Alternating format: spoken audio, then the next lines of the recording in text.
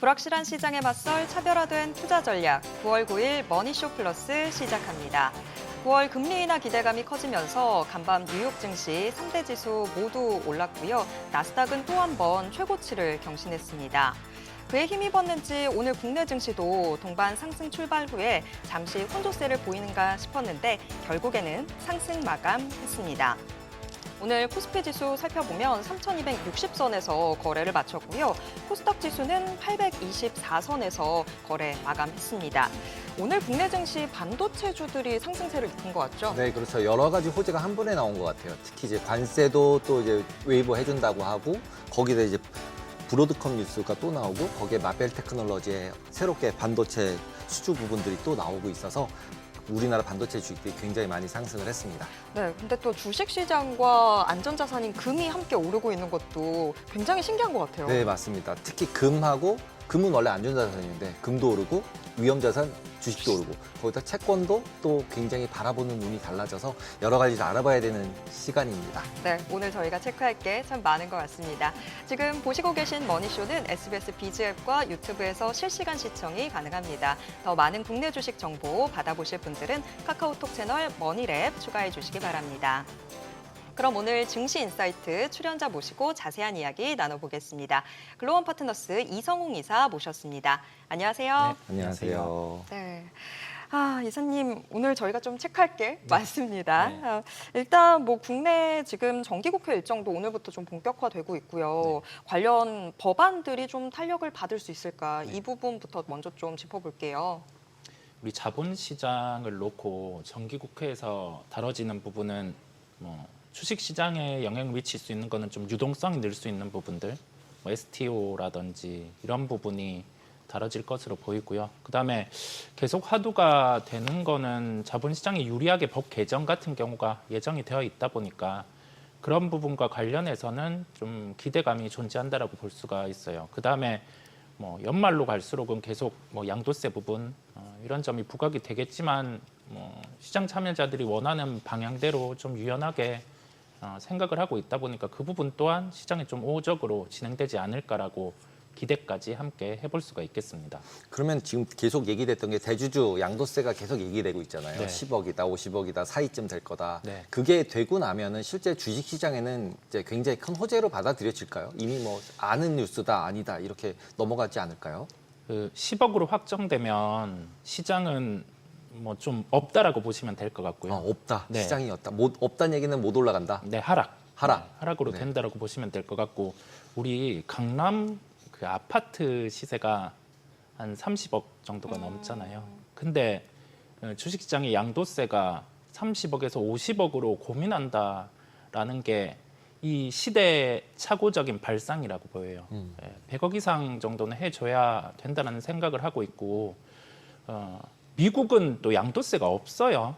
그죠? 이런 허들이 없거든요. 대주주란 명목으로 이 캡을 씌워놓는 게 시장에는 좀 부족하다라는 생각을 하는데 50억으로 진행이 돼야죠. 근데 서로 이게 왜 그렇냐라고 우리가 생각을 해보면 정치 요소잖아요. 네. 표가 결부가 돼 있다 보니까 고민을 하는 것 같아요. 그런데 뭐 시장이 좀 우호적으로 고려를 하다 보니까 좀 긍정으로 뭐 50억 정도로 확정을 짓지 않을까라고 기대를 해봅니다. 다만 그 이하로 된다라고 하면 시장은 연말마다 언제나 그랬던 것처럼 좀 흔들릴 수는 있어요. 계속해서 좀 불안 요소가 있는 네. 것 같은 상황인데 오늘 국내 증시 이야기 조금 더 해보면 오늘 정말 간만에 오른다 싶게 좀 시원하게 올라주는 분위기였는데 확실히 코스피에 지금 외국인 매수세 좀 들어오고 코스닥에서도 외국인 매수세 들어오는 분위기였는데 지금 외국인과 개인이 서로 좀 매수하는 종목들이 좀 차이가 나는 것 같더라고요. 외국인들은 뭐 SK하이닉스, 현대로템 같은 종목들 담는 반면에 개인은 그 종목들을 좀 정리하고 있는 분위기던데 이게 어떤 시각차에서 나오는 걸까요? 심리적인 면도 존재하는 것 같아요. 우리가 오르면은 팔고 싶어 하는데 그 오를 때 이거를 팔아야 되냐 아니면 보유해야 되냐 뭐 사야 되냐 이런 고민들을 할 것 같아요. 뭐 SK하이닉스 같은 경우는 30만 원이라는 가격에 도달을 했다가 가격 조정이 나오고 뭐 그 비슷한 가격이 오다 보니까 개인 주체들의 매도가 나오고는 한데 좀 상황이 달라졌죠. 우리가 어제 기점에서 보면 좀 뭐 반도체 메모리의 수요가 늘 수 있는 그 뉴스들이 좀 있었고, 네. 그다음에 거기 더해져서 장비 반입 같은 경우도 금지돼 있다가 조금은 재개될 수 있는 요인, 제한적이지만 재개될 수 있는 요인이 있다 보니까 이제 연 단위로 뭐 그죠. 제한을 했다고 네. 하더라고요. 우리가 상황이 달라져서 업종에게 긍정인 상황이 더해져서 주가가 올라갈 때 같은 경우는 생각을 해보는 거죠. 기존에 올랐을 때 시장의 영향은 뭐였고 업종의 영향은 뭐였고 이번에 오를 때는 시장의 영향은 뭐고 업종의 영향은 뭐고라고 생각을 해보면 신고가에 도달할 수 있는 가격 상승이다 보니까 이럴 때는 가지고 갈 수 있는 거죠. 그런데 뭐 심리적으로 가격이 하락했다가 다시 올라오니까 차익 실현하는 그런 대응이라고 볼 수가 있고요. 방산 같은 경우도 업종이 전체적으로 오르지는 않죠. 그러면 현대로템과 나머지 기업들의 주가 퍼포먼스의 차이는 뭘까라는 생각을 해봐요. 이게 수주가 나올 수 있는 점, 그건 뭐 캐치할 수가 없겠죠. 주가 흐름이 다른 거는 그러면 수급 요인이 있냐라는 점을 체크해 보면 이제는 편입과 관련된 부분의 이슈가 지수로 존재를 하다 보니까 그 이벤트가 있는 거죠. 그러면 이거는 올라올 때 매도를 할 게 아니라 그 이벤트가 이제 시장에 노출될 때 같은 경우 매도를 하는 거죠. 예, 그렇다 보니까 어찌 보면 우리가 주가가 움직일 때 상황 변화가 뭔지 그 부분을 좀 체크해 볼 필요가 있고 외국인 같은 경우는 바스켓으로 주식을 담는 거겠죠. 우리나라를 좀 사는 흐름이 이제는 나타날 수 있다 보니까 업종으로 담는다 이렇게 보시면 될 것 같아요. 업종 전체로 담는다라고 보면 네. 지금 오늘은 반도체 쪽이 포커스가 됐고 네. 그리고 기존의 코스닥 같은 경우는 결국 이제 제약주들이 주를 이뤘었잖아요. 그리고 네. 계속적으로 강세를 잘 보여줬고 거기 이제 외국인까지 매수가 들어오던데 네. 실제로 그냥 금리 인하돼서 그냥 제약주 올라간다 이렇게 봐야 되나요? 아니면 뭔가 리레이팅, 뭔가 기준이 바뀌고 있다 이렇게 봐야 될까요? 우리가 그 통계적인 요소를 대입을 해보면 금리 인하기와 제약바이오의 주가 흐름 같은 경우는 뭐 일치하기는 한데 그게 또 그 상관계수가 뛰어나지는 않아요. 퍼포먼스가 강한 제약바이오 같은 경우는 실제 제품에 대한 판매가 이제 뭐 미국의 GDP 정도라든지 그런 침투가 나타났을 때 더 강하거든요. 그래서 지금 우리가 생각해 볼 수 있는 거는 금리 인하 때 제약바이오를 보는 건 맞겠죠. 그런데 그 와중에 우리가 그 업종 내에서 조금 더 주가가 강할 수 있는 거를 좀 체크를 해봐야 되겠고 그거를 캐치를 해봐야 될 텐데 과거와 달라진 게 우리나라에서 뭐 기술 수출 요인들 이게 나타나서 제약바이오가 강했었고 그 다음에 실제 실적이 나오는 뭐 시밀러담 이런 기업들 같은 경우가 한때 시장을 이끌곤 했는데 지금은 계약 구조가 달라졌죠. 일회성이 아니라 로열티를 수취해오는 기업들이 늘고 있어요. 그게 뭐 대표적으로 알테오젠이라는 기업이 있고 이제 그 기술 수출에 대한 부분이 나타날 수 있는 가능성들, 일회성이 아니라 로열티를 가지고 올 수 있는 기업들을 캐치해서 보시면 도움이 되겠습니다. 건설주 관련된 이야기들도 좀 해볼까요? 지금 뭐 주말 사이에 이 지금 주택공급 대책 발표 이후에 어제 건설주들 좀 오르는 것 같았는데 오늘은 또 어제만큼 그렇게 강한 분위기는 또 아니기는 했습니다. 지금도 보면 뭐 건설주들 관련해서는 이달 중에도 노동안전 종합대책 발표가 예정되어 있기 때문에 그것까지 살펴보고 봐야 된다. 뭐 여러 가지 이야기들이 나오고 있어서 건설주 자체 지금 흐름이 어떻게 되고 있는 건지 저희가 일단 주택공급 대책이 나왔으니까 이걸로 기대를 해도 되는 건지 저는 좀 헷갈리더라고요. 우리가 뭔가가 헷갈릴 때는 그 업종을 볼 때 많은 걸 고민하기보다 수요 공급의 논리 가장 처음으로 가서 생각해 볼 필요가 있을 것 같아요. 근데 지금 주택 같은 경우는 수요 공급 같은 경우가 과수요는 아니죠. 더 인구가 줄어드는 상황이다 보니까 주택은 뭐 수요가 더 늘지는 않을 거예요. 프리미엄 주택 같은 경우는 늘 수는 있는데 그럼 건설사에게는 과거에 주택으로 돈을 벌던 시기는 지나간 거죠. 그러면 밸류에이션 측면에서 보면 우리가 최근에 하나의 트렌드, 뭐 PBR 0.5배 이하 그러면 새로운 정부가 들어섰을 때 뭐 PBR 0.3배 기업들 같은 경우는 주가가 오를 수 있게 하나의 정책을 내놓겠다. 그런 기대감을 안고 주가가 올라오는 면이 있어 보이고요.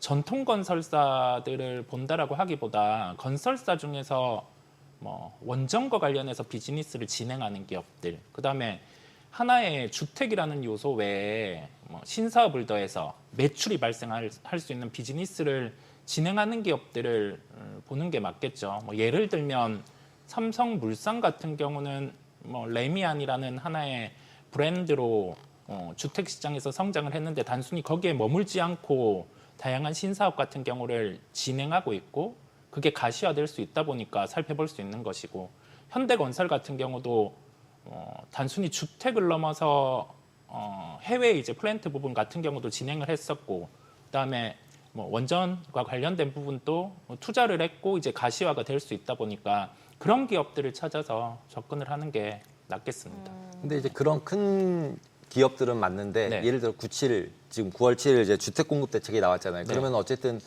대형 건설사들은 안 돼 있는 것 관련이 별로 없잖아요. 어떻게 생각하면 LH가 짓는 거는 대형 건설사 거 안 지으니까. 그렇죠. 그러면은 나머지 소형 건설주들이 좀 그 모멘텀이 계속 살아날 가능성도 있는 건가요? 왜냐면 뭐 시멘트든 뭐든 어쨌든 건물을 지어야 되면 뭔가 다른 건설 관련된 것들이 좋을 수는 있잖아요. 봐도 잘 모르겠더라고요. 어떻게 될지. 어떻게 될지 예, 모르겠다. 그만큼 이게 어찌 보면 시장에서는 부동산 같은 경우를 정부에서 컨트롤하려고는 하고 정책을 내놓고 뭔가를 늘리려고는 하는데 쉽지 않죠. 가능성으로 주가는 오를 수 있을 것 같아요. 그런데 이걸 판단을 해볼 때 어떤 내용이 나올 수 있어요. 그 내용을 주가에 한번 대입을 해보고 기업에 대입을 해봤을 때 잘 모르겠다. 가능성 1%라도 더 높아야 되잖아요. 잘 모르겠다라고 하면은 안 하면 돼요. 잘 모르겠어요. 네. 결론은 네. 이런 대책이 나왔어도 네. 실질적으로 그렇게 크게 영향을 줄 것 같을지 안 같을지 모르겠으니까 네네. 그냥 별로 패스하는 게 나을 것 같다. 네. 그러면 이제 지금 이제 어저께 나왔던 반도체 쪽 이제 핫하니까 네. 기본적으로 사이트 라이센스 방식이라는 거를 도용을 해줘서 네. 딱 찍어서 트럼프가 그것만 면제해주겠다 이렇게 바꾼 거잖아요. 네. 결국은. 그러면 이렇게 됐을 때 실제 이게 어쨌든 허가는 허가잖아요. 네. 그러면 이게 호재로 봐야 되나요? 호재죠. 네. 이게 미국 정부의 의도를 생각해 볼 필요가 있어요. 왜 이걸 우리나라 기업들 SK 하이닉스와 삼성전자에게 조건부 허가 1년이라는 기간을 통해서 내줬느냐라고 하면은 미국의 지금 AI와 관련된 기업들 같은 경우가 중국과 비즈니스를 해야 돼요. 굳이 안 할 필요는 없는 거죠. 이거를 닫아놓기보다 조금 더 유연하게 열기 위해서 장비 반입 같은 경우를 허용했다라고 볼 수가 있고요. 그다음에 우리가 여기에서 이 내용을 세부적으로 크게 따질 필요는 없을 것 같아요. 나가느냐 마느냐. 그런데 기간에 대한 제한이 있지만은 그만큼 수요가 나갈 수 있는 부분이 열렸다라는 거거든요. 그러면 우리나라 반도체 기업들, 대형 기업들에게 긍정, 그다음에 미국의 AI 관련된 비즈니스라는 기업들에게는 또 긍정. 그래서 전체적으로 어제 상황이 변한 게 그거죠. 오후에 이 뉴스가 나왔어요. 블룸버그 통신에 먼저 뜨고 우리나라에서 해석돼서 나왔는데 이걸 딱 보고 그때 반도체를 샀어야죠. 네. 오늘 말고 어저께. 샀어야죠. 샀어야죠. 네, 샀어야죠. 아, 어제 그때 딱 방송 중이었었거든요. 해제죠. 해제는 하면 안 되는데 원래. 맞죠? 아니, 해제는 안 해요. 저는. 해제는 아니고 했어야지. 했어야지. 했어야지. 했어야 했어야지. 아. 했어야 했는데. 했어야 네. 했는데. 아, 저희가 그러면 이번에는 지금 주말 사이에 또 있었던 네. 이슈 조금 더 이야기해 볼게요.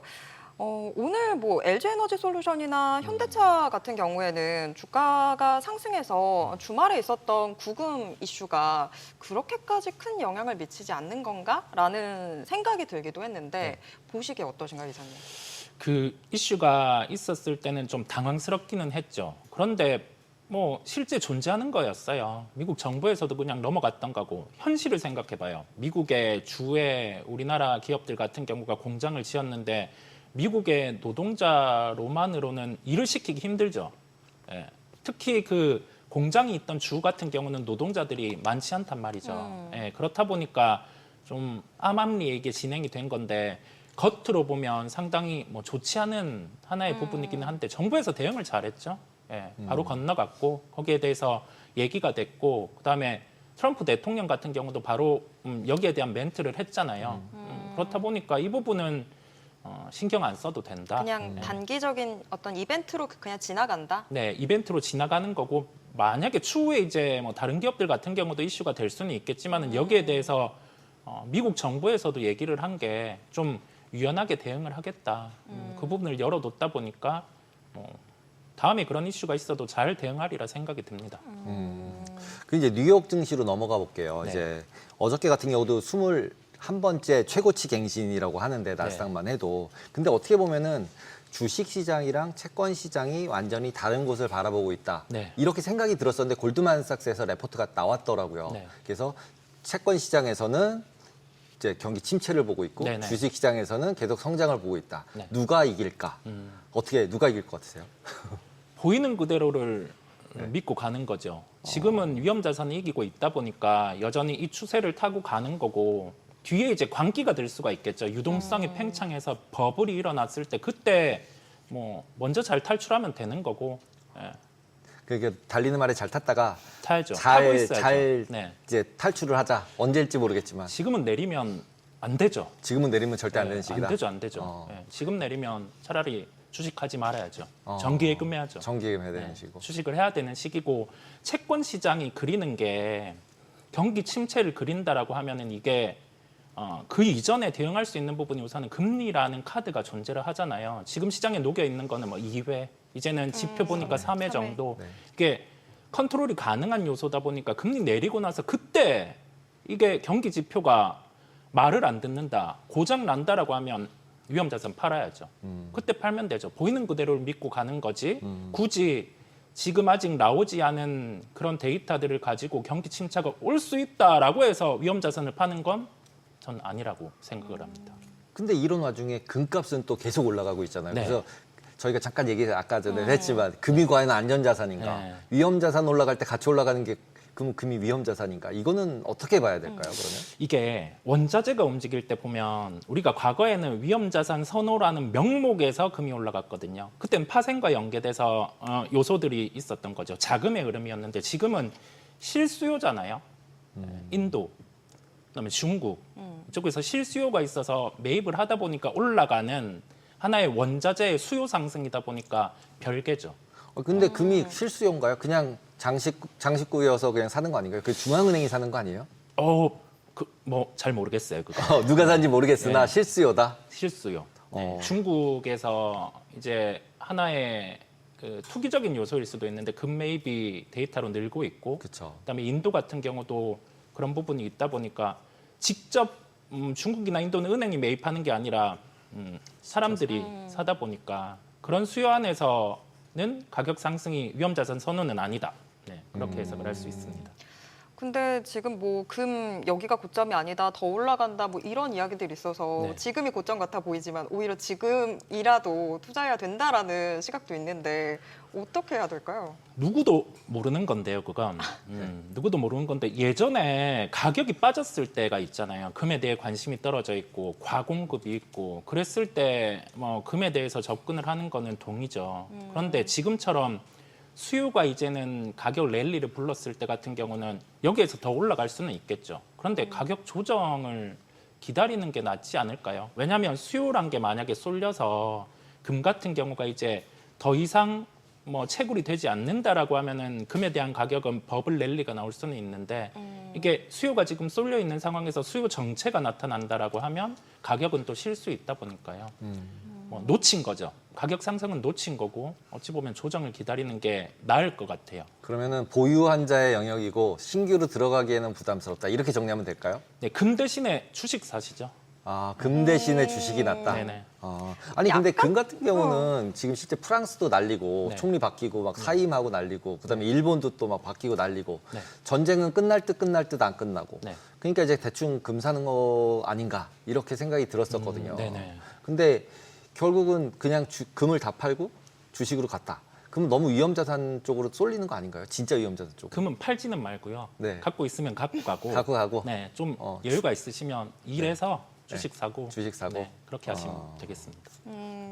알겠습니다. 일단 주식 시장으로 굉장히 좀 더 열려 있는 분위기 체크해 볼 수 있는데 오늘 국내 주식 시장도 오름세 보였습니다만 일본 증시도 지금 분위기 좋거든요. 네. 근데 일본 증시도 여전히 뭐 그 앞서서보다는 어쨌거나 이제는 투표를 하기로 했다 이렇게 되면서 정치적인 불확실성이 조금은 해소되는 분위기가 있는 것 같긴 해요. 일본 증시의 강세는 어떻게 보고 계세요?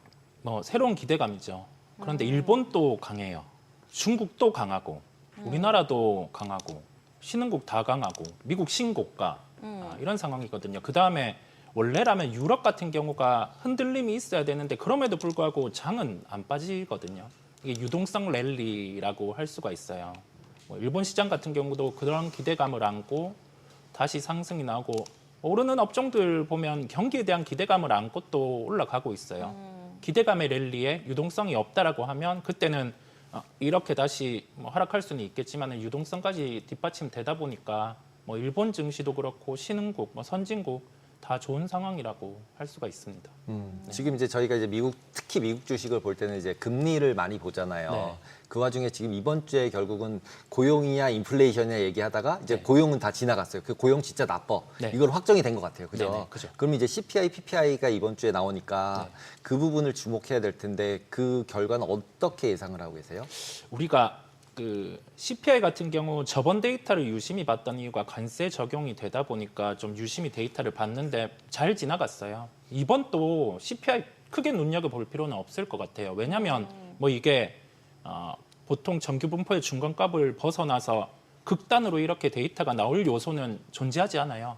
크게 뭐 주택가격 상승 같은 경우도 평이했고 그다음에 나머지 식료품 같은 경우도 평이했고 하다 보니까 이번에 나오는 데이터 같은 경우는 평이하게 나올 거고 뭐 이 데이터가 나오고 나서 금리에 대한 영향을 미칠 만한 요소는 이번에는 과거보다는 좀 낮다라고 할 수 있어요.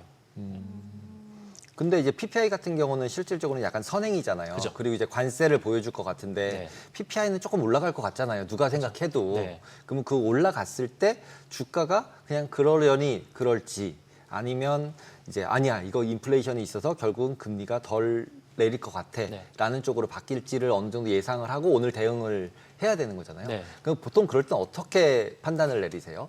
데이터에 대해서 민감도가 증가가 될 때는 이 지표가 시장 변동성을 크게 야기할 수 있을 때거든요.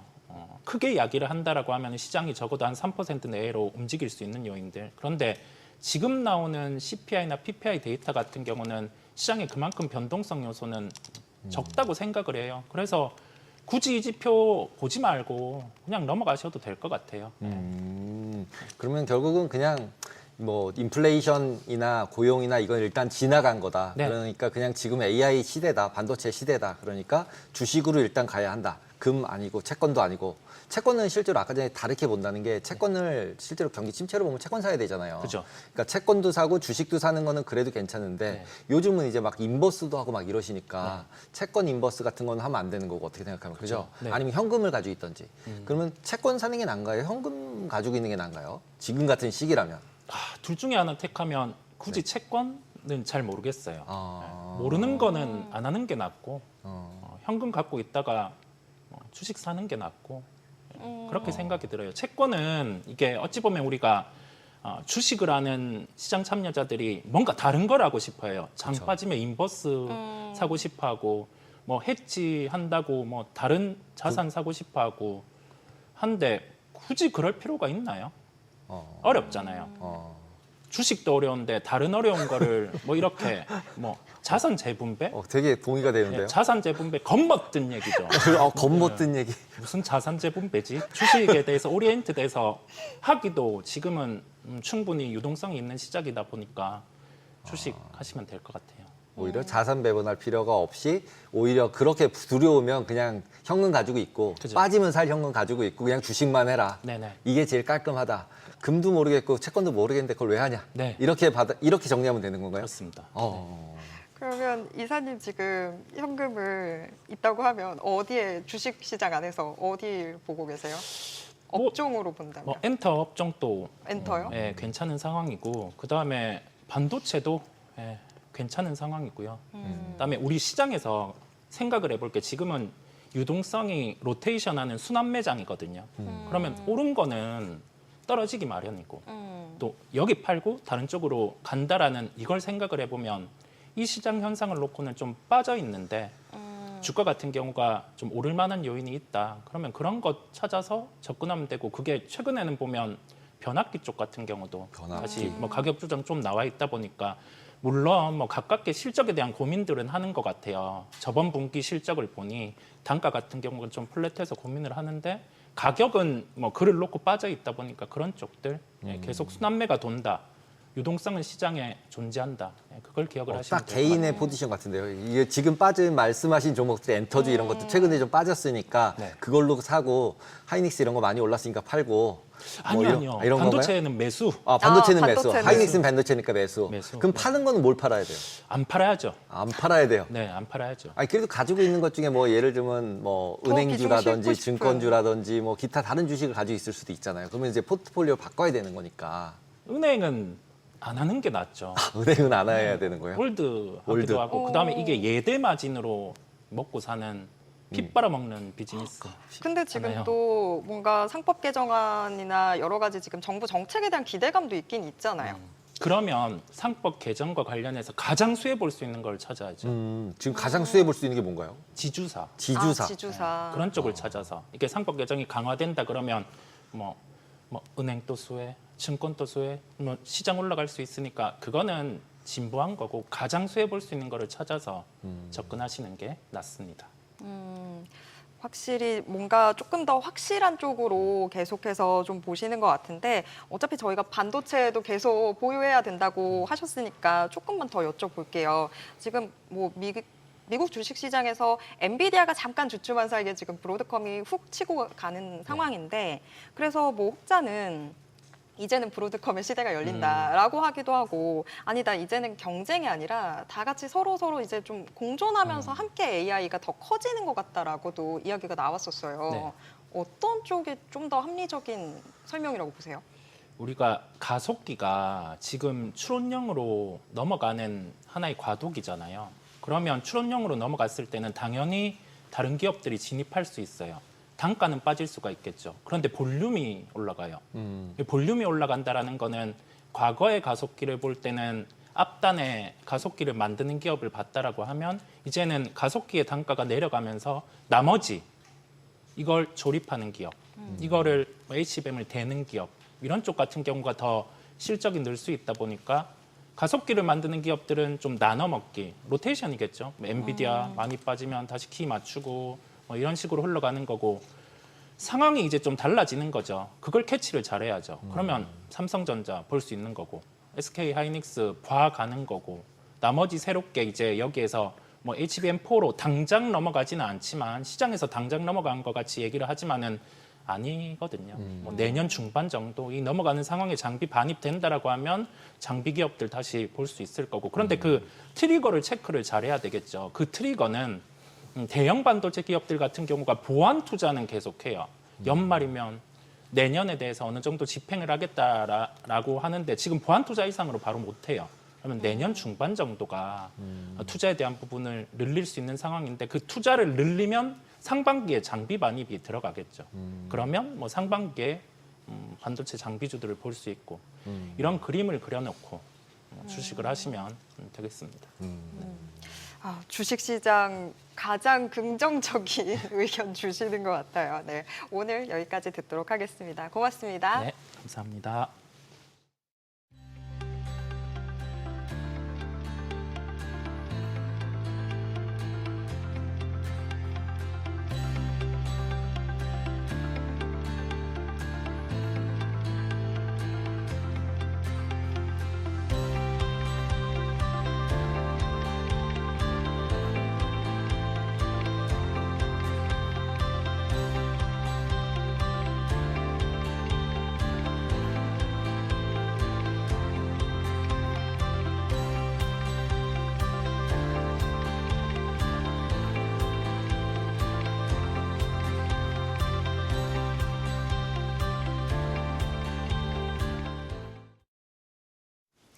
오늘장 특징주부터 뉴욕 증시 리포트까지 정리해 드립니다. 먼저 오늘 우리 증시에서 가장 주목받은 섹터 혹은 테마부터 정리해 볼 텐데요.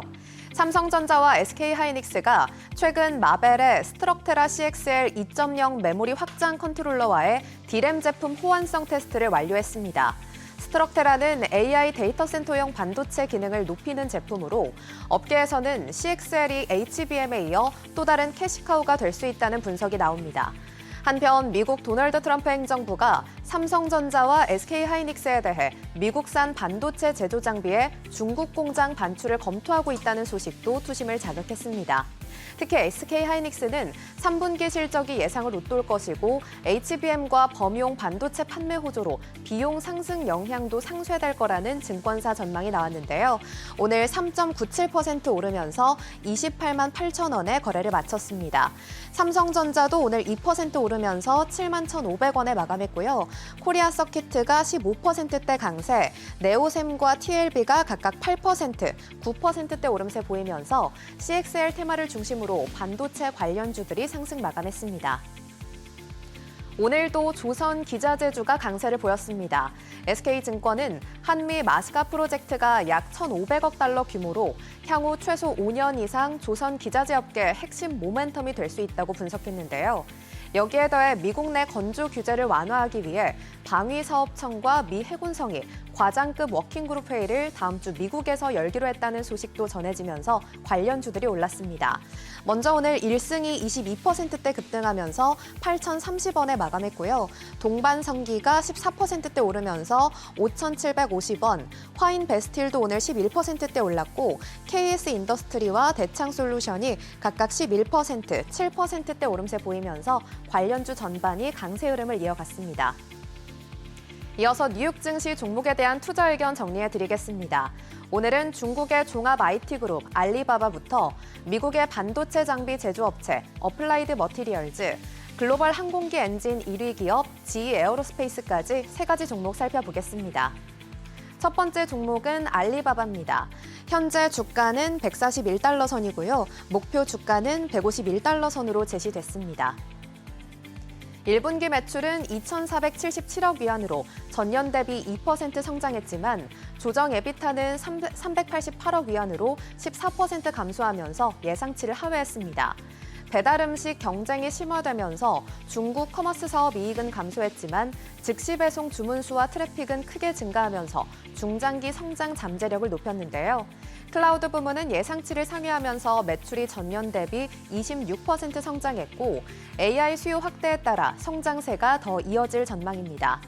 결과적으로 배달 음식 투자로 단기 이익은 압박을 받았지만 커머스와 클라우드의 구조적 성장세와 시너지 효과가 부각되면서 투자 매력은 여전히 유효한데 현재 PER은 14배 수준으로 부담이 크지 않은 수준입니다.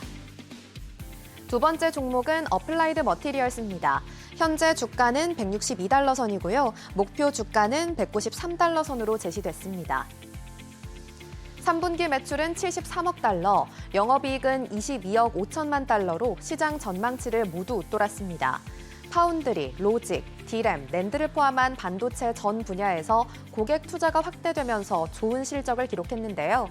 하지만 4분기 전망치는 매출 62억 달러에서 72억 달러, 주당 순이익은 1달러 91센트에서 2달러 31센트로 시장 예상치를 크게 밑도는 수치입니다.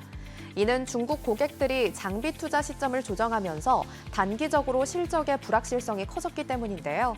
특히 중국 내 디램과 낸드 투자는 당분간 소강 상태가 예상되고 국내 낸드 업체들도 생산 전환 투자를 대부분 마친 상태로 주가는 단기적으로 조정을 받을 가능성이 있습니다. 세 번째 종목은 GE 에어로스페이스입니다.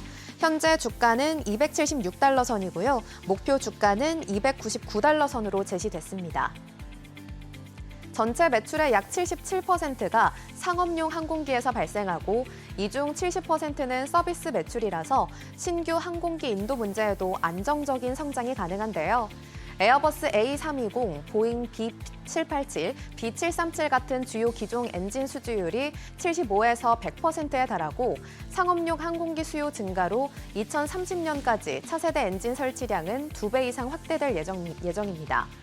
유지 보수 운영 수요 증가와 함께 2028년까지 영업이익 가이던스는 100억 달러에서 115억 달러로 상향 조정됐고요. 단기적으로는 보잉 B777X 전용 신형 엔진 GE9X 생산으로 비용이 늘겠지만 생산성 확대를 통해 영업이익률은 21% 수준을 유지할 전망이고 차세대 엔진과 방산용 전투기, 초음속 엔진 개발로 기술 리더십도 강화되고 있습니다. 오늘은 이렇게 세 가지 종목에 대한 국내 증권사들의 분석 살펴봤습니다. 오늘 밤 뉴욕 증시 투자 전략 세우는데 참고해 보시기 바랍니다. 지금까지 종목 리포트였습니다.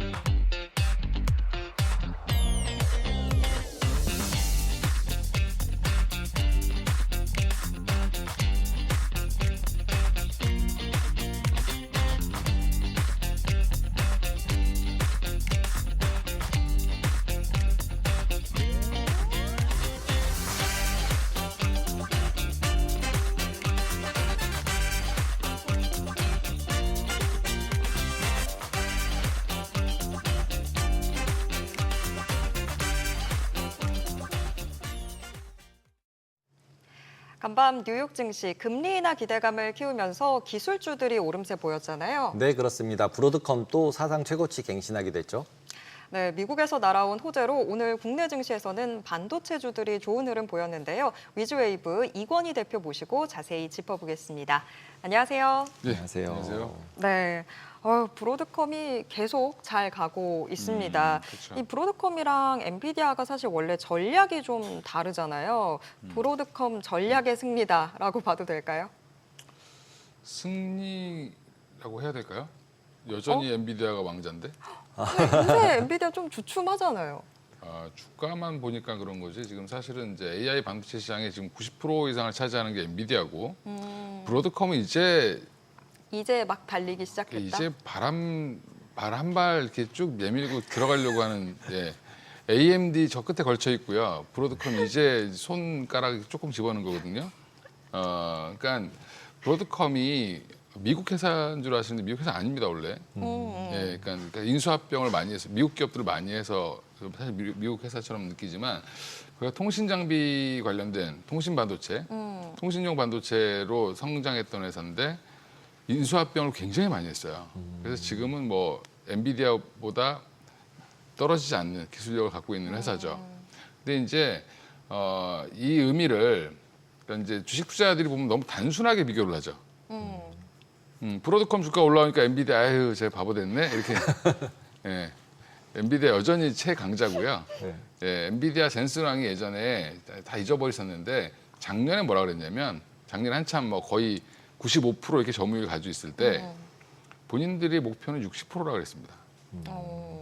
본인들의 MS를 60%를 유지하는 게 핵심이다.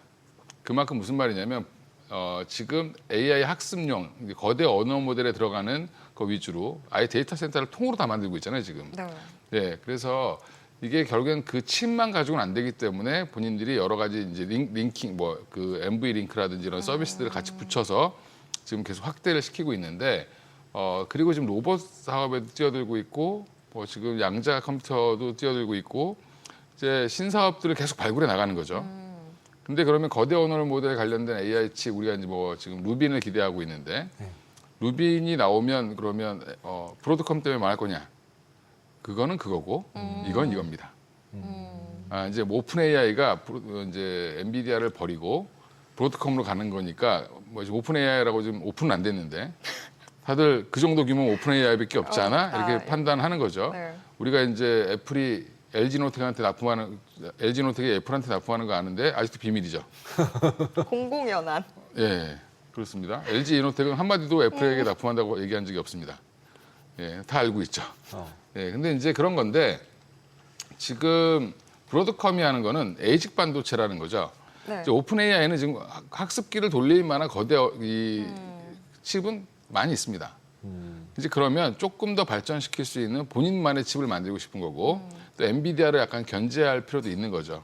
네, 그래서 지금 브로드컴한테 아마 요청을 한 걸로 보이고 그러면 이제 이게 맞춤형 반도체, 에이직 반도체라고 하면 옛날에는 뭐였냐면 후진 반도체였습니다. 저사양 반도체. 그렇게 판단했어요. 예전에는. 에이직이라는 개념이 그랬는데 지금은 에이직 개념이 그게 아닙니다. 고사양 반도체입니다. 그러니까 지금 엔비디아와 거의 엔비디아 칩을 그건 완전 그 본인들이 만들어준 대로 우리가 써야 되잖아요. 기성 모델이라고 하면 기성복이라고 하면 맞춤복을 맞추는 거거든요. 그러니까 나는 이런 기능을 좀 더 넣어줬으면 좋겠어.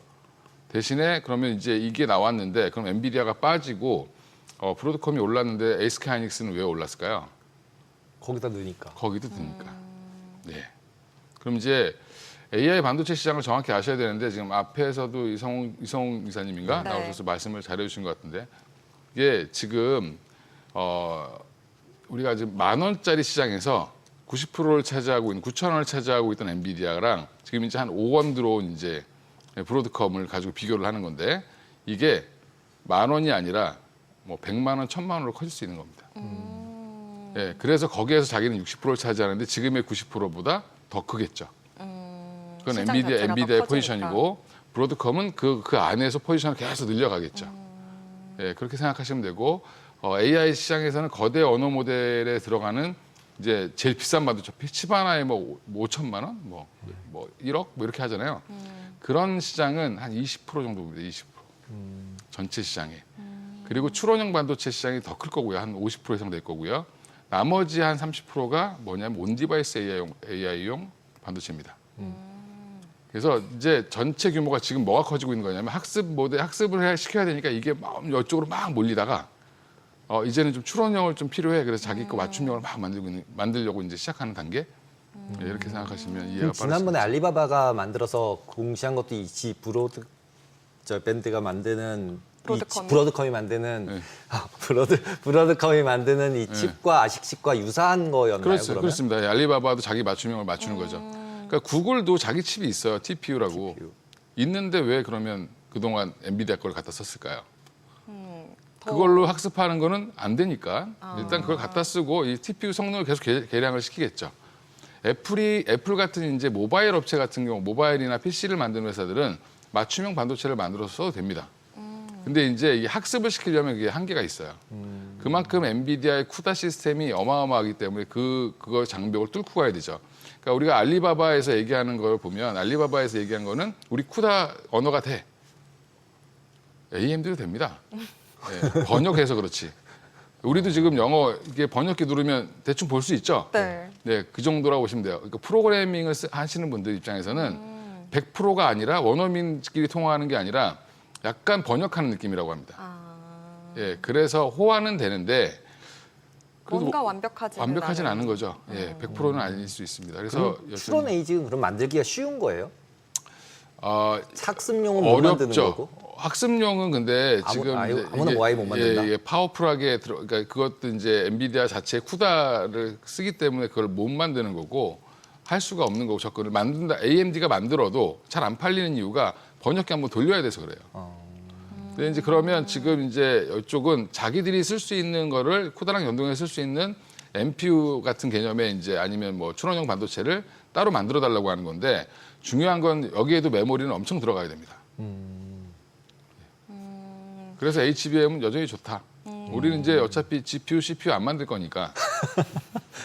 안 만드는 걸로 이제 확정이니까 우리는 HBM, 못 삼성전자, 만든다고 하면 좀 하이닉스 기분이 나쁘니까 예, 안 만드는 걸로. 안 만드는 걸로 하고. CPU 열심히 잘 만들던 인텔도 망했잖아요, 지금. 그죠? 예. 그러면 간밤에 이제 뭐 JP 모건이 현재 이 AI 잘한다고 하는 기업들 성적표 매겼을 때 네. 엔비디아가 조금 과로 상태인 것 같다, 지친 것 같다라고 했는데 대표님께서는 그럼에도 엔비디아는 엔비디아다. 아, 그렇죠. 부자가 잘 안 망합니다, 그게. 예. 근데 CT가 막 목표가 하향하고 CT 그랬는데. 걔도 문과 출신이라 잘 모를 거예요. 예. 근데 뭐냐면 애널리스트가 얘기하는 게 정답이 아니에요. 그 친구들도 그 안에서 아주 첨단의 기술을 한 게 아니라 살짝 맛본 친구들이 나와서 하는 경우가 많죠. 지금 뭐 그러다 보면 그게 뭐냐면 일시적으로 MS를 좀 뺏길 수 있을 것 같다. 그러면 당분간 오픈 AI는 그러면 엔비디아에게 주문을 안 넣을 수 있지 않을까? 뭐 그런 우려죠. 근데 그러면 엔비디아가 그 오픈 AI에게 안 팔면 딴 데 팔 데가 없을까요? 지금 줄 서 있는데. 예, 우리나라로도 줄 섰고 사우디도 줄 서 있고 그러면 우리는 요거만 알고 있죠. 그럼 다른 나라들은 줄을 안 섰을까요? 그 뒤에 더 엄청 이렇게 많죠. 예, 그러니까 지금은 예전에는 막 몇십만 장 하이퍼스케일러들 중심으로 줬죠. 물량 많이 달라고 하는 쪽으로. 근데 이제 10,000장, 20,000장, 50,000장, 뭐 100,000장 이내에서 달라고 하는 데들은 명함도 못 내밀었는데 이제 그런 사람들이 그런 쪽에서 줄 서기 시작하면 그걸 합쳐도 마찬가지인 거죠.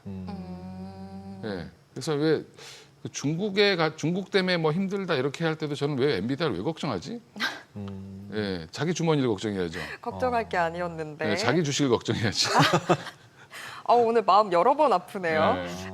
근데 지금 오늘 국내 증시에서 보면 네. 삼성전자, SK하이닉스 강했었는데 요거 가지고 마벨 또 CXL, 퀄테스트 이런 이야기들 나오더라고요.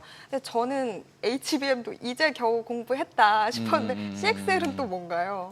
그러니까 HBM은 GPU가 계산하는 거를 가장 바로 옆에 붙어가지고 도와주는 애죠.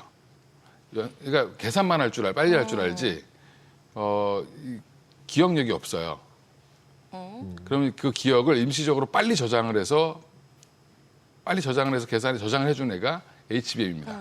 그래서 이제 저장을 한꺼번에 많이 하려고 옆에다가 한 뭐 8개씩 막 붙여놨잖아요. 이렇게 GPU 주변에 붙어 있죠. 네. 예. 근데 거기에 또 보면 층을 막 쌓아놨습니다. 뭐 12단 뭐 이렇게 쌓아놨잖아요. 그런 얘기들 나오죠. 네. 그 구멍이 막 1024개가 뚫려 있어요. 예. 그럼 그게 각각의 디램이 12장이 쌓여 있는 거예요. 12장 곱하기 8 하면 96개죠. 96개 디램이 옆에 쫙 깔려 있는 겁니다. 그래서 이거를 계산을 도와주는 역할을 한다라고 보면, 근데 CXL은 뭐냐면 CXL 자체가 말이 안 돼, 잘못된 방식이에요. CXL은 그냥 방식입니다. 방식. 방식. 예, 컴퓨터 익스프레스 링크. 한마디로 우리 계산한 거를 빠르게 연결시켜준다, 이런 개념이 CXL이거든요. CXL은 CPU가 됐든 GPU가 됐든 계산을 연산을 한 거를 가지고 옆에 있는 D램이나 HBM이 일시적으로 저장을 하는데 이게 용량이 딸리거나 부족하거나 이럴 수 있죠. 근데 이제 임시적으로 얘는 임시 휘발성으로 기억을 하는 거잖아요. 네. D램은. 네. 근데 랜드는 어떤 거죠? 좀 가지고 있죠. 그거는 완전 저장하는 거죠. 우리가 이제 그 메모리 카드 우리 보면 뭐 USB 네. 하는 거에 보면 랜드죠.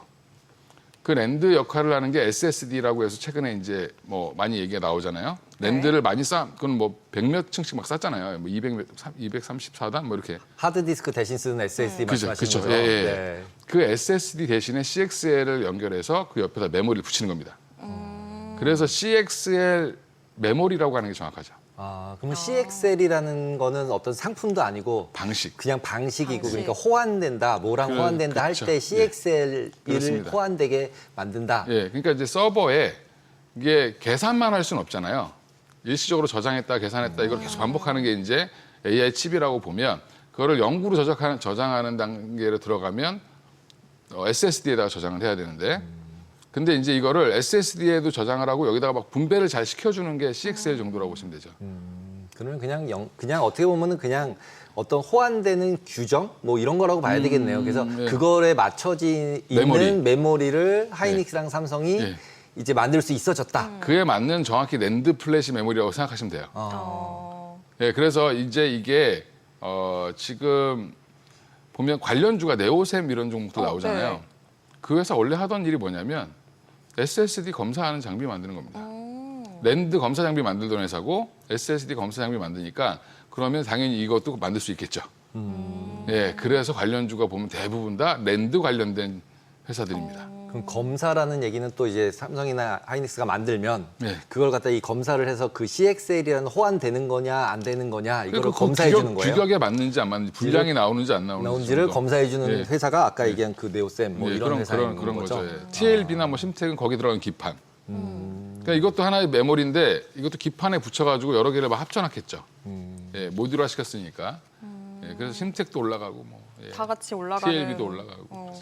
그 안에서 가장 그래도 좀 유망하다? 그 안에서 좀 탑티어가 될 만하다? 어떤 종목일까요? 특별한 탑티어는 없는 것 같습니다. 아직까지는? 예, 탑티어는 그냥 삼성전자랑 하이닉스죠. 예. 그냥 삼성전자 하이닉스 하는 게 제일 깔끔하겠네요. 근데 뭐 그러면. TLB나 심텍이나 이쪽은 여전히 좋죠. 왜냐하면 뭐 그전에 뭐 소캠이라고 해서 우리가 이제 이 노트북에 들어가는 칩이 있습니다. 메모리 네. 칩이. 그걸 이제 소캠 방식이라고 해서 메모리를 탈부착할 수 있는 그걸 이제 만든 게, 그 개념을 만든 게 엔비디아고요. 그걸 지금 SK 하이닉스도 납품하고 있고 엔비디아 쪽에. 엔비디아가 뭐까지 장악하려고 하는 거냐면 노트북 시장까지 장악하려고 하는 거죠. 어, 예. 근데 이제 그 소캠만 있냐? 그 전에 LP캠이라는 것도 있었어요. 저전력으로 만드는 거. 이제 이것도 결국에는 이 온디바이스 AI 단계로 가면 소캠이 다 박혀 있을 겁니다. 그게 이제 뭐랑 똑같냐면 옛날에 인텔에 프로세스 들어가는 거랑 똑같은 거예요. 그냥 소캠이 그 안에 그 역할을 다 해주는 건데 그러면 소캠 기판을 만드는 회사가 심텍 또 TLB 이런 회사고 CXL 관련된 기판을 만드는 회사가 여기고 뭐 이렇게 연결이 되는 그럼 그런 거 다 들어있는 ETF 이런 거 없나요? 하나만 골라서 그게 모르겠습니다. 근데 그- ETF는 모르겠고 그냥 예, 대장주 사시면 대장주 사면 된다. 예, 심텍 아니면 TLB 사시면 될 것 같습니다. 어. 시총은 심텍이 더 크고요. 어. 예, 이수페타시스는 또 이제 뭐 또 좀 다른 분야고. 다른 분야고. 예, 거기는 이제 AI 가속기에 직접 들어가는 기판. 아, 조금 그래서 결이 달라지는. 예, 그렇습니다. 네. 바이오주도 좀 같이 네. 살펴볼게요. 뭐 금리 인하 때문에도 바이오주들 계속 기대감 더해지고 있는 상황인데 오늘 시장에서도 보면 코스닥 네. 시장에서 뭐 가장 대장주 알테오제는 좀 주춤했습니다만 다른 바이오주들 지금 좀 상황 체크를 해보면 LNC 바이오가 최근에 시장에서 굉장히 또 주목을 많이 받고 있더라고요. 이게 뭐 제2의 파마 리서치다 이 얘기들 나오던데 또 어떤 부분 때문에 주목을 받고 있는 거죠?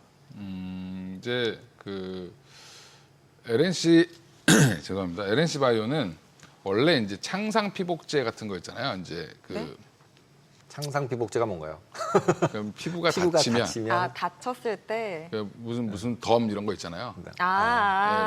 뭐 피부과 갔다 상처 오시면 이거. 피부과 가서 막 이렇게 레이저로 지지고 나면 여기다 뭐 붙이라 그러잖아요. 네. 예, 그런 것처럼 재생된다고. 이제 재생 관련된 그런 제품들을 만들던 회사예요. 이거 LNC 바이오가. 근데 이거 해보니까 돈이 안 되죠. 그렇죠. 병원에 납품하고 뭐 해도 그닥 돈이 안 돼요. 근데 이제 뭘 했냐면 그래서 지금 미용 쪽으로 간 거죠. 예. 휴메딕스가 판매를 하고 LNC 바이오가 개발한 약이 이제 그 약이 아니라 정확히는 미용 의료기기 파마리서치의 리쥬란 힐러 같은 예, 그거를 만든 겁니다. 이제 상품명이 좀 까먹었는데 무슨 리투오? 리투오라고 하는 제품이 있습니다. 네. 그 리투오라는 제품의 원료를 만드는 게 지금 LNC 바이오고 국내 판매 유통을 담당한 게 휴메딕스인데 지금 강남 피부과에서 잘 팔리고 있습니다. 저거를 맞으면 어떻게 되는 건데요? 그게 콜라겐 성분인데 네. 이게 한마디로 선전은 뭐라고 하냐면 광고는 진피층을 만들어준다. 그러니까 이게 프로덕트 같은 경우는 이제 보면 그 리쥬란 힐러 같은 경우도 주사를 맞잖아요. 보통 한 6개월에 한 번씩 맞아야 됩니다. 그것도. 근데 이것도 6개월에 한 번 맞는 건데 콜라겐 같은 덩어리를 여기다 집어넣어주는 거죠. 필러 개념입니다. 정확히. 필러예요? 필러의 한 종류인데 좀 다른 개념인데 히알루론산 기반으로 만든 게 아니라 콜라겐 기반으로 만들었기 때문에 이게 약간 또 진짜 피부처럼 탱탱하다. 근데 이것도 관리 잘 안 하면 2달 만에 다 없어져요? 없어진다고 하니까 아. 시술하시고 나서는 꼭 관리를 잘 하셔야 된다. 어. 그래야지 6개월 간다고 합니다. 그래서 6개월 잘 가면 6개월마다 계속 만들어서 다시 이렇게 팽팽하게 만들어주는 거예요. 그렇습니다. 어. 이게 한 번 맞으면 계속 맞으셔야 돼요. 한 번 맞으면 계속 맞아야 돼요? 잘 생각하셔야 됩니다. 그러면은 어떻게 보면은 조금만 마케팅이 잘 돼서 맞는 사람이 많아지면 실제로 계속 맞아야 되면 성장성은 그렇죠. 계속 있겠네요. 그래서 LNC 바이오가 지금 그거 재료 만드는데 공장 가동이 불가동되고 있다. 어. 그래서 생산 능력을 조금 더 키워야 된다. 공장 증설 얘기 나오고 있고 지금 피부과나 이제 뭐 이런 성형외과 쪽에 나갈 거 아니에요. 납품이 국내만 지금 한 1,000여 개 병원에 들어가고 있다. 뭐 2,000개까지 늘어날 거다. 뭐 이런 얘기가 있습니다. 그래서 휴메딕스랑 LNC 바이오는 좀 잘 보실 필요는 있을 것 같습니다. 그 안에서 좀 잘 봐야 된다. 그래서 그 다음에 단계가 이제 해외 진출 얘기 나오겠죠. 예. 그럼 파마 리서치가 아직도 미국에 진출을 안 했습니다. 그런데 미국 연예인들은 다 맡고 있죠. 그 얘기는 근데 뭐냐면 FDA 이런 거 승인도 안 받아도 돼요, 저런 거는? 승인 받아야 됩니다. 그건 되게 어려운 거 아니에요, 그런 거는? 근데 이제 미용 의료기기는 조금 그나마 그거보단 쉽죠. 또 그게 인체에 유해하지만 않으면 되니까. 근데 이제 미국에는 아직 못 들어갔습니다. 그런데도 지금 기대감으로 계속해서 그 미국 연예인들이 내가 뭐 연어 정자를 맞았다 뭐 이렇게 얘기를 하고 다니잖아요. 근데 그분들이 다른 나라 가서 맞고 오는 거예요. 그래서 미국까지 진출할 거에 기대감 때문에 주가 계속 가고 있죠. 그러면 그 이슈 나오기 전까지 계속 좀 주목을 해봐야겠네요. 해외 진출한다 이 이슈가 확 뉴스로 나오기 전까지. 지금 오늘 이제 최근에 깜짝 놀래갖고 막 LNC 바이오 막 이제 때문에 놀래서 휴메딕스도 사갖고 막 사람들이 그러는데 이제 조금 진정되겠죠. 그러다가 이제 판매 추이라든지 이런 것도 좀 지켜보겠죠. 제가 옛날에 파마 리서치 프로덕트일 때 흥분했다가 오래 물려 있었습니다. 오래 물려 있었어요. 지금 이제 저희가 이제 그 바이오 쪽 봤는데 그 다음에 이제 AI 쪽 앞에서 이제 반도체 쪽 얘기했는데 네. 반도체 쪽 말고 항상 이제 전기가 부족하다 이러면서 이제 뭘 사야 되냐 그리고 너무 많이 올라서 지금이라도 그렇죠. 계속 사야 되냐 이런 이제 물음표가 던져지는데 전력 부분은 어떻게 접근해야 될까요? 근데 이제 저 주식이 되게 많은데 왜 자꾸 이렇게 꼭 사고 싶은 게 생기시죠, 다들. 그죠? 아, 그냥 좋은 거 하나 사면 되는 거예요? 바닥권에도 좋은 거 많은데, 그죠? 바닥권에 있는 좋은 거. 네, 많은데. 바닥권에 있는 좋은 건 뭐가 있나요? 근데 전력기기는 없죠. 없죠. 바닥권에. 바닥권에는 없죠. 네. 어. 대한전선이 그나마 좀 덜 올라오긴 했는데 대한전선이 근데 주식 수가 워낙 많고 그래서 좀 무겁습니다. 시총 대비해서. 근데 만약에 전력기기 중에 하나를 산다. 근데 저는 그냥 현대 일렉트릭 살 겁니다. HD 현대 일렉트릭. 그럼 아까 제- 전에 얘기하신 저평가된 밑에 있는 게 뭐냐 이 부분이 확 더 아, 그게 아니라 궁금한데요. 다른 섹터 다른 중에도 섹터. 예, 갈 수 있는 다른 섹터들 그런 섹터는 저 어떤 게 남들이 있어요? 안 보는 거 보셔야 되죠. 그렇죠. 이제. 남들이 안 보는 것 중에 2차 좋은 거 전지 뭐가 지금 있어요? 아무도 안 보잖아요, 또. 아, 2차 전지. 예. 그죠?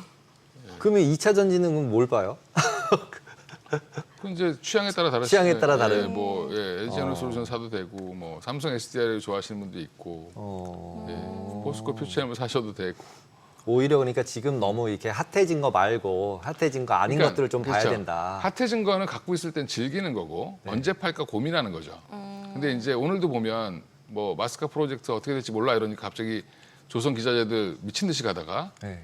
다 토했죠. 다 하락 전환 하더라고요. 10몇 프로 올라가던 종목이 마이너스 1% 이렇게 끝났더라고요. 그러니까 이게 제가 오늘 이거 좀 불안한데? 근데 결국에는 마스카 프로젝트 가지고 우리나라도 지금 협상을 하는 거잖아요. 네. 예. 니네들이 그렇다 이로 나오면 우리도 마스카 안 해줄 거야. 그럴 수 있나요, 우리가? 아니 그럴 수 있죠. 우리는 지금 조선업이 마스카 안 해도 먹고 사는데 지장 없어요. 플러스 알파지. 그렇잖아요. 배를 만드는 회사는 나라는 중국이랑 우리나라밖에 없는데. 우리 말고 중국이랑 할 거야? 뭐. 아 그렇죠. 예, 그러니까 이거 우리 지금 뭐 3,500억 달러고 자꾸 막 압박하고 그러면 마스카 못 할 수도 있어 이런 겁니다. 저는 되게 잘하고 있다고 보는데 그러면 그러면 또 주식 하시는 분들은 그때 또 사셔야죠. 그 놀래서 팔았잖아요. 이제 막 그럼 내일 또 막 빠질 거예요. 그러면 조정 잘 받았다 그러고 사시면 되죠. 이게 이제 이런 이제 어차피 하겠죠. 미국이 어떻게 해서든 할 겁니다. 예, 그래서 막 LG에서 막 사람 막 300명 잡아서 가두고 막 현대랑 그죠? 약간 미친 것 같죠, 그죠? 네. 자기 나라라서 돈 쓰는데. 그죠. 그러니까 미국이 제가 볼 때 수명이 얼마 안 남은 것 같아요. 100년 이내로 망할 것 같습니다. 예. 그래서 지금 이제 분위기는 그렇기 때문에 주식시장이 오늘 그러니까 또 수급이 어디로 몰리냐면 반도체로 쫙 가죠. 이게 강세장의 특징입니다. 지금 막 안 올라간다고 막 되게 막 아우성치시던데 코스피 지수 차트 보시면 우리가 올해 4월 달만 해도 저 밑에 있었습니다. 그랬죠. 2,600 뭐 이렇게 있었죠, 그죠? 예. 지금 3,200이잖아요. 800포인트가 올라왔는데 역사적인 겁니다, 사실. 예. 그래서 뭐 하여간 그런 생각, 아까 질문을 처음에 하신 게 전력기기였는데 전력기기가 다 올랐는데 더 가겠니? 어디까지 반영됐니? 이게 이제 되게 고민인 거예요. 근데 옆으로 계속 행보하고 있잖아요. 근데 LS 일렉트릭만 가끔 태워요. 왜냐면 AI 데이터 센터에다가 두꺼비 집 납품한다고 계속 올라가죠. 배전반이 그냥 뭐 말이 대좀 어렵지 두꺼비 집이에요. 좀 그냥 그런 집에 있는 조금 첨단 두꺼비 집 이런 거죠. 예. 600억대 뭐 500억대 300억대 이렇게 막 납품해요. 그 회사 사이즈에 비하면 큰 것도 아닌데 막 그것 때문에 막 주가가 7%씩 올라갑니다. 전 그건 좀 과하다고 보고 네, 이제 앞으로 뭐 데이터 센터 많이 지어지는데 다 LS만 들어갈 것처럼 몰아가는 거죠. 근데 미국 애들도 바보가 아닌데 그 LS만 갖다 쓰겠습니까? 다른 데도 갖다 쓰죠. 그러니까 전체적으로 다 비슷한데 제가 볼 때는 포트폴리오가 가장 좋은 송전에서부터 배전까지 모든 기기를 다 만들 수 있는 회사는 승합, 그다음에 감압을 해야 되잖아요. 현대 일렉트릭이 유일합니다. HD 현대 일렉트릭이 가장 좋다. 알겠습니다. 네, 여기까지 오늘 말씀 듣도록 하겠습니다. 고맙습니다. 네, 감사합니다. 감사합니다.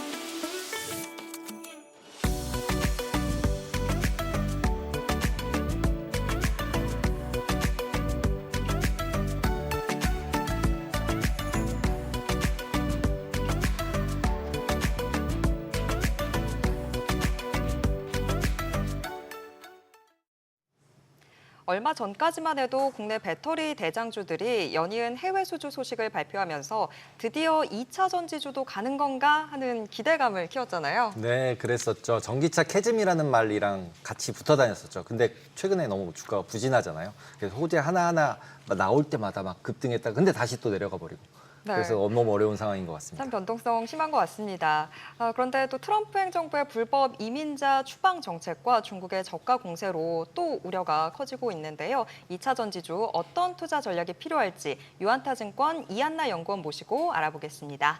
안녕하세요. 안녕하십니까. 네, 오늘은 뭐 시장 분위기가 좋아서 그런지 2차 전지주들도 함께 좀 오르는 것 같더라고요. 최근 2차 전지 관련주들 이 주가 흐름 또 수급 흐름은 어떻게 보셨는지 궁금한데요. 사실 저는 뭐 2차 전지 쪽에 대해서는 이제 비중 확대 의견은 6월부터 좀 제시를 드렸어요. 근데 저는 그 약간 장기적인 비중 확대라기보다는 사실은 단기 트레이딩 정도로 말씀을 드리긴 했었고요. 그 이유는 아무래도 수급적으로 봤을 때, 이제 수익률적으로 봤을 때 섹터 수익률이 6월 정도에 거의 한 2년 가까이가 섹터 수익률이 모든 섹터 다 합해서 바닥이었었습니다. 근데 최근엔 또 이제 변동성이 있긴 하지만 그래도 바닥 대비해서는 40% 이상 올라오긴 했거든요. 그래서 거기에 수익률이 바닥임에도 불구하고 사실 밸류에이션이 여전히 높았던 섹터였기 때문에 약간은 리스크가 여전히 조금은 있는 상황이어서 좀 트레이딩으로 말씀드리기는 합니다. 그렇기는 하지만 사실 장기적인 뭐 우리가 전기차의 성장성이라든지 그리고 뒤에서 더 뭐 많은 이야기가 있겠지만 2차 전지 국내 2차 전지 쪽이 미국 내에서의 조금 분위기가 긍정적인 부분들이 좀 있어요. 그래서 그런 측면들 때문에 장기적으로 가져갈 만한 기업 중심으로 해서는 좀 괜찮지 않느냐라고 보고 있고요.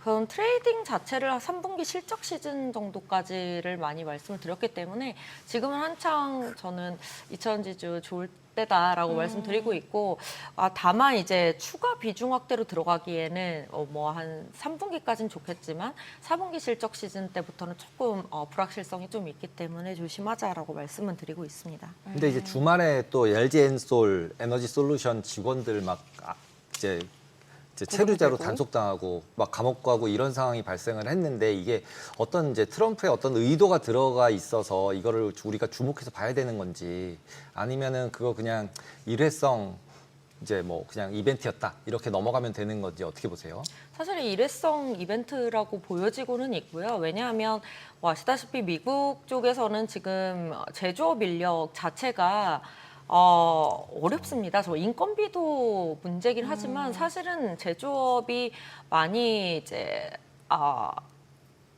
이렇게 낙후되어 있는 곳이다 보니까 거기 안에서 인건을 다시 훈련을 시키고 하기가 되게 어려워요. 그래서 결국에는 일자리 창출 측면에서 이제 트럼프 행정부에서는 그런 이야기들이 조금 나왔다라고 보여지고는 있는데 최근에 이제 트럼프 쪽에서는 결국에는 들어와서 우리 인력들을 좀 훈련을 시켜달라 뭐 이런 얘기들을 조금 과도하게 생각하면 기술을 가져간다라는 의미로 또 판단이 될 수가 있는데 이게 사실 그렇게 쉽지는 않습니다. 이제 배터리 쪽에서 숙련된 인력을 어느 일정 부분 훈련시켜가지고 단기간 훈련시켜서 되는 부분이 아니고 또 거기 이 미국이라는 나라 안에서의 이제 환경이라는 것이 또 있기 때문에 저희가 가서 일부 훈련을 시켜준다고 해서 뭐 셀 기술을 다 가져가서 거기에서 제조업이 다시 되돌아 들어오는 그런 흐름으로는 저는 보여지고 있진 않아요. 그래서 결론적으로는 단기적 이벤트다라고 보여지고 있고요. 어찌 보면은 이제 사실 2025년 들어서 3월에서 5월 사이, 그러니까 물론 그 전부터도 그랬지만 3월에서 5월 사이에 사실 안전사고 좀 많이 심하게 있었습니다. 사망사고들이 있었기 때문에 그거 관련해서 그냥 좀 안전 조치들이 좀 취해졌고 일부 이제 정제성 발언으로 이제 들어와서 훈련을 시킬 수 있도록 하겠다라는 이야기들이 좀 있는 걸로 보아서 요거는 어디까지나 단기적이다. 그리고 장기적으로 봤을 때는 여전히 미국 내에서 한국 기업들의 그런 장기적인 경쟁력을 좀 가져갈 수 있는 부분이 점차 확인이 되고 있다. 이렇게 보고는 있습니다. 그럼 이게 단기적인 이벤트라고 한다면 연구원님 그 한미 관세 협상 이후에 리포트 내셨을 때 관세 협상 2차 전지주 내에서의 가장 수혜받을 종목은 LG 에너지 솔루션이다라고 언급을 하셨었는데 그러면 뭐 이 이벤트가 그렇게 단기적인 이벤트라고 한다면 LG 에너지 솔루션에 대한 긍정적인 시각은 계속 유지하시는 건가요? 네, 저는 장기적인 측면에서 봤을 때 결국에는 EV향 글로벌 플레이어로 남을 몇 안 되는 기업 중 하나다라고 저는 보여지고 있어서요. 분명히 2차 전지 쪽에서는 플레이어 재편들은 분명히 좀 필요한 부분은 있습니다. 왜냐하면 저희가 이제 국내 시장에서 봤을 때에는 떠오르는 게 뭐 CATL, BYD, 뭐 파나소닉, 국내 3사 이 정도인데 사실은 뭐 스탠다드 레인지까지 들어가서 LFP까지 가면 중국 기업들이 사실 많이 있죠. 이제 그렇다 보니까 EV향 플레이어 치고는 사실은 너무 기업 수가 많긴 합니다. 그래서 이 부분들이 재편됐을 때도 살아남을 기업 그리고 경쟁력을 가지고 갈 수 있는 기업은 어디냐라고 했을 때 가장 고객사도 많이 확보를 하고 있고 그리고 레퍼런스도 굉장히 좋고요. 그리고 제품 포트폴리오도 굉장히 다각화가 되어 있기 때문에 기술 경쟁력도 어느 정도 확보가 된 상황이고요. 그래서 제가 봤을 때는 장기적으로 그렇게 경쟁력을 가져갈 수 있는 EV향 플레이어 중에 하나다라고 보고 있어서 좀 긍정적으로 보고 있습니다. 그러니까 벤츠랑 계속 이제 배터리 계약을 하고 있잖아요. 그래서 되게 좋아 보이는데 벤츠 같은 경우도 공장이 그 중국에 있는 게 굉장히 많지 않나요? 맞습니다. 그러면은 결국은 이 배터리를 중국에다가 수출할 것 같은데 그러면은 이거는 지금 관세하고는 어떻게 보면 별로 미국 관세하고는 별개잖아요. 그다음에 또 실제로 미국에다가 공장 짓는 거랑은 또 별개고. 그러면 LG 엔솔의 입장에서는 미국하고 중국하고 다 잘할 수 있는 건가요? 미국하고 중국하고 다 잘할 수 있다라고 보긴 좀 어렵고요. 아무래도 미국 내에 지금 공장을 많이 짓고 있기 때문에 미국 내에서의 가동률 상승을 조금 더 유력하게 보시는 게 저는 좋다라고 보고 있습니다. 그래서 지금 뭐 이번에 이제 벤츠 계약이 워낙 크게 나왔었고 이 계약 말고도 이제 과거 계약까지 합쳐지면은 벤츠 계약이 좀 크기는 해요. 그리고 그 이외에도 사실은 뭐 리비안이라든지 뭐 등등 해서 사실 이게 제품이 차세대 제품이거든요. 46 시리즈 제품 쪽이기 때문에 요거는 좀 별개로 보셔야 될 것 같아요. 결국에는 지역별로 어떻게 가냐의 문제가 아니고 요 46 시리즈 원통형의 인증을 지금 받은 기업은 아직은 중국 기업이 없습니다. 네, 그런 측면을 조금 보셔야 될 것 같고요. 우리가 조금 더 빠르다는 파나소닉 같은 경우도 인증은 받았지만 물론 LG 에너지 솔루션도 아직 대량 양산까지는 아니에요. 그렇긴 하지만 지금 뭐 파나소닉하고 LG 에너지 솔루션이 가장 빠른 흐름으로 좀 진행이 되고 있기 때문에 그런 측면에서 좀 봐주시면 좋지 않을까 이렇게 보고 있습니다. 근데 이 벤츠 수주 이슈 자체가 호재는 맞긴 한 거죠. 이게 또 실제 공급될 때까지 아직 시간도 많고 그 사이에 어떤 이벤트들이 있을지 모르는데 너무 일찍 반응한 것 같다라는 이야기도 있었거든요. 근데 사실 벤츠에 대한 수주가 나왔을 때 주가가 그렇게 좋지는 급등하지 않았어요. 않았어요. 그렇게 많이 맞아요. 급등하진 않았고요. 그런데 이제 물론 이건 있습니다. 아무래도 차세대 제품이고 아직 대량 양산까지는 안 들어갔기 때문에 저희가 뭐 한 1년, 그러니까 공급 계약을 체결을 했다 하더라도 꼭 적시에 들어 양산이 되라는 보장은 없을 수도 있습니다. 그래서 한 해 한 해 항상 체크를 하기는 하셔야 되는데 앞서 말씀드렸듯이 이 46 시리즈 같은 경우에는 인증받고 대량 양산 들어가는 게 거의 2026년 하반기니까 2027년 정도로 보셔야 돼요. 그러면은 제일 먼저 그 라인에 미국에 있는 4680 그 LG 에너지 솔루션 공장 라인에 처음 들어가야 될 기업은요. 리비안과 벤츠를 받았어도 테슬라가 먼저입니다. 라인이 먼저였었기 때문에. 그래서 아직은 수주가 나오지는 않은 상황인데 요거까지 감안을 해서 공급 계약이 좀 체결된 게 아닌가 저는 그런 생각을 좀 개인적으로 하고 있습니다. 지금 이제 배터리 부분에 있었을 때 자동차 캐즘 얘기 계속 나오면서 다른 상품으로 ESS 얘기가 계속 나오잖아요. 그 SK 온 같은 경우는 수주 받으면서 이제 주가도 급등을 한번 했었고, 그러면 이제 LG 에너지 솔루션이랑 SK 온이랑은 ESS 부분에 있어서는 어떤 쪽에 더 포커스를 누가 더 이제 ESS적인 강자다 이렇게 정할 수가 있나요? 없죠. 더 없는 거죠? 네, 그럴 수는 없고요. 네. 지금 LFP ESS를 하고 있는데 어디가 기술력이 좋아서 들어갔다기보단 제가 봤을 땐 미국 내에 중국 제재가 좀 강하게 들어와 있고 업스트림 쪽에서도 보면은 지금 뭐 관세 자체는 이제 중국 쪽에서 우린 15% 뭐 30% 이렇게 생각할 수 있는데 업스트림 관세로 보면은 지금 거의 뭐 50% 가까이 되는 원재료들이 좀 있는 상황이고 신재생 쪽 같은 경우에는 또 특히나 그 미국 내에서의 정부 인센티브라든지 저희가 또 AMPC 받을 수 있는 부분들 뭐 여러 가지가 사실 있습니다. 그 여러 가지를 생각했을 때 이번에 고율 관세가 아무래도 이제는 국내 배터리 기업들한테 ESS까지도 조금 수혜가 있는 거다라고 보시면 될 것 같고요.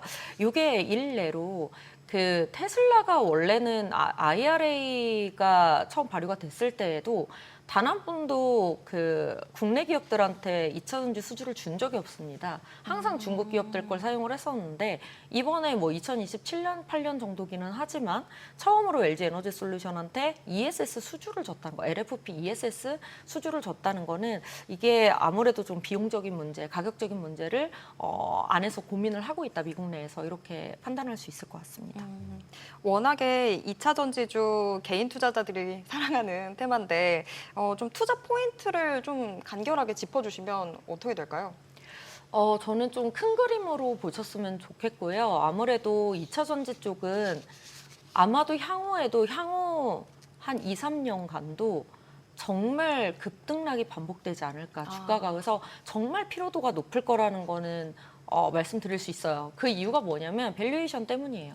밸류에이션이라고 하는 것, 밸류에이션만 가지고 주가가 움직이진 않지만 밸류에이션이 높았을 때는 결국에는 심리적으로 불안할 수밖에 없습니다. 그래서 수익률이 정말 섹터 수익률이 바닥이다 할지라도 항상 밸류가 높은 거는 심리적 불안정을 좀 가져오기 때문에 대외 환경이 정말 좋은 긍정적인 환경으로 돌아가지 않는 한은 이게 주가가 올라가기가 쉽진 않아요. 그래서 급등락이 반복이 될 텐데 장기적인 관점에서 보시면서 가신다면은 앞서 말씀드렸던 글로벌 플레이어들이 재편되는 흐름들이 2026년에 좀 있을 것 같고요.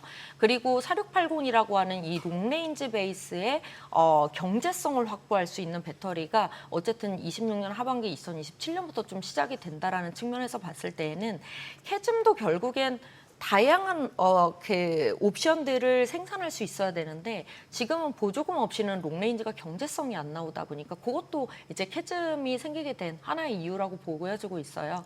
그 경제성을 확보할 수 있는 기술이 그래도 적어도 27년, 28년 정도에는 조금 안정화가 되지 않을까 싶어서요. 장기적인 관점에서 글로벌 경쟁력을 가지고 갈 수 있는 그리고 안정적인 수익률과 캐즘이 풀렸을 때 외형 성장을 큰 폭으로 가져갈 수 있는 이런 밸류체인 중심으로는 장기 투자도 가능하지 않을까 이렇게 바라보고 있습니다. 네, 오늘 말씀 여기까지 듣겠습니다. 고맙습니다. 감사합니다. 네, 또 미증시 어떤 포인트들 챙겨봐야 될까요? 일단은 계속 장중에도 그렇고 계속 퐁당퐁당 오르면 바로 내리고 또 내리면 또 바로 올라가는 이런 모습들 계속 보여주고 있고 금리 부분에 있어서도 어느 정도 안정되는 부분이 보이는 것 같아요. 그래서 어느 정도 상승 추세는 계속 된다라고 보고 매매 임해야 될 것 같습니다. 네, 모든 투자 판단의 책임은 투자자분들께 있다는 점 알려드립니다. 머니쇼 오늘 여기까지입니다. 여러분의 모든 경제에 SBS 비즈가 함께하겠습니다. 저희는 내일 오후 3시 30분에 다시 찾아뵙겠습니다. 고맙습니다.